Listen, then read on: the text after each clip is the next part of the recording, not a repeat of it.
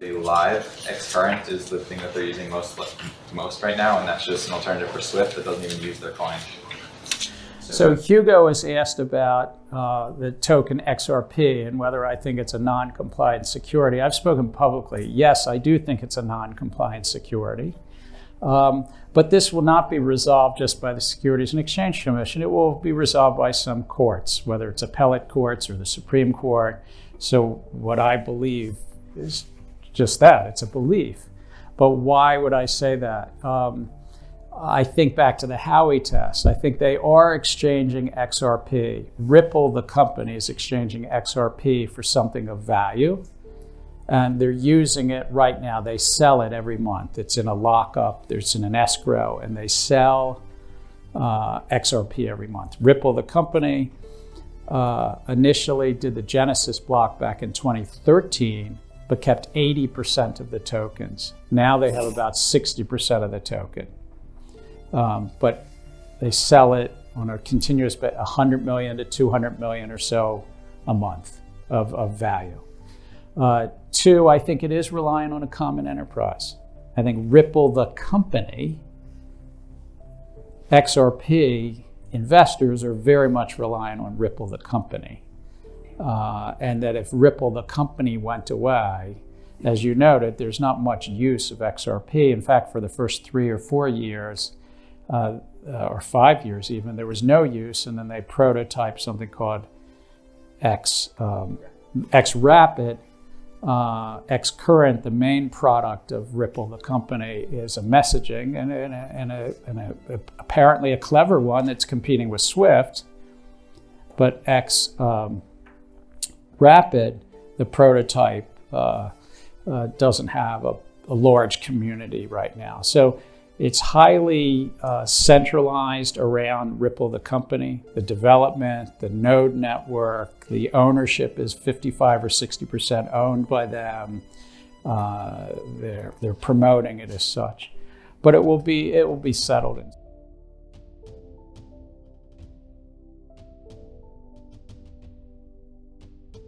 Is it also, in addition, using the rule writing authority? And I think you've seen that at the CFTC, the agency I was honored to run, but I think you'll see that at the SEC at some point too. So now let's talk about some specifics about the ICO market. So first, what you read a little bit about in the New York Times is, okay, the SEC and regulators around the globe need to look at all these tokens. I think that will bring clarity to the market. And I think that it's not just the ones that we call initial coin offerings, but it's really critical to go through the top tokens. And so we did a little analysis. I've done this analysis, but with the help of some others, on just the big 5. Bitcoin, Litecoin, Bitcoin Cash, all strikes that they're probably not. There's a non-lawyer, I get it. People were starting to tweet, is he a lawyer? But Bitcoin and so forth, probably not. And why do I say that? Because Bitcoin came into existence as mining began as an incentive in validating a distributed platform. No initial token offering, no pre-mined coins, no kind of common enterprise under that Howey test. And Litecoin and Bitcoin were both forks off of that. But what about Ether and Ripple? And you can go down. I'm not just trying to pull these out. It's just these are the big 5. Well, these all seem to have attributes of that Howey test. Was money given over in 2014 for Ether, Bitcoin for Ether? Was money given to Ripple? Every month they sell another bit of it out of the escrow. Is there a common enterprise? Ripple Labs sure seems like a common enterprise. Or the Ethereum Foundation in 2014 I'm talking about.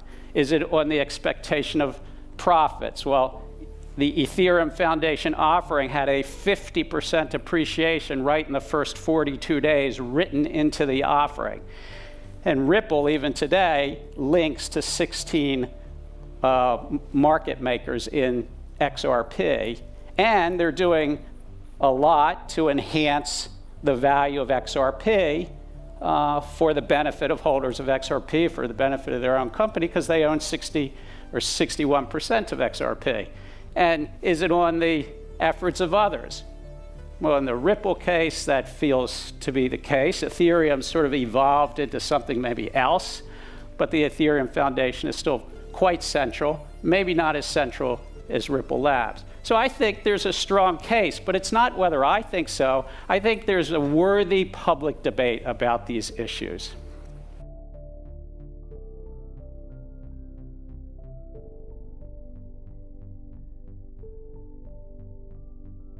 Say Mexico, if it's between the US and Mexico. So one idea that's been around, it's widely associated with Ripple, but it's not only associated with Ripple, is this simple chart. What if I move fiat to crypto and crypto to fiat? Is this called a bridge crypto or bridge currency? I can sort of say I can go from US dollars to Bitcoin or XRP. You fill in the middle and then move over to the other fiat. Mexican peso in my example. And might that take some cost out of the system? We have Sean's issue earlier of volatility. If the crypto is fluctuating a lot, that causes some issues. If there's a lot of cost or friction, because now you're doing two currency exchanges, not one. I'm calling crypto a currency for this purpose. I know that crypto is not technically a currency, but for this moment, let me just call it, you have two currency exchanges, and thus you have two bid-ask spreads to pay. Just the market makers, you need to pay the bid-ask spreads twice, and you have some volatility if the middle crypto is moving around. But this simple diagram is a big part of what Ripple is trying to create with XRapid, right?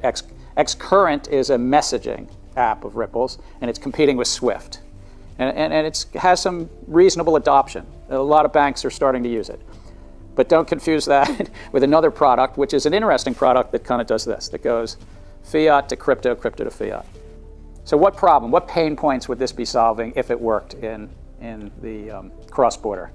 Anybody want to remind the class what Tom? Well, this reduces the number of intermediaries. You don't have to have your bank engage with a correspondence bank, which engages with a local bank, which then it sort of... All right, so it might, I'm going to say it might lower the intermediation because you still have on the two fiat sides a bank, a local bank and a bank, and to do the crosses, you need some market-making function, which in Ripple's case, they try to build into the application, and they have market makers to provide liquidity. There was a question, somebody mentioned liquidity, some liquidity.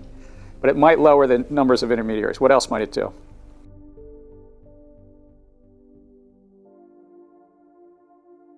So it's Gary Cohn, it's Sheila Bair, Blythe Masters talking at LME Week last week about how commodity companies can use blockchain. What does that tell you about the validity of this going forward? Well, I think it's the technology, blockchain technology, which the public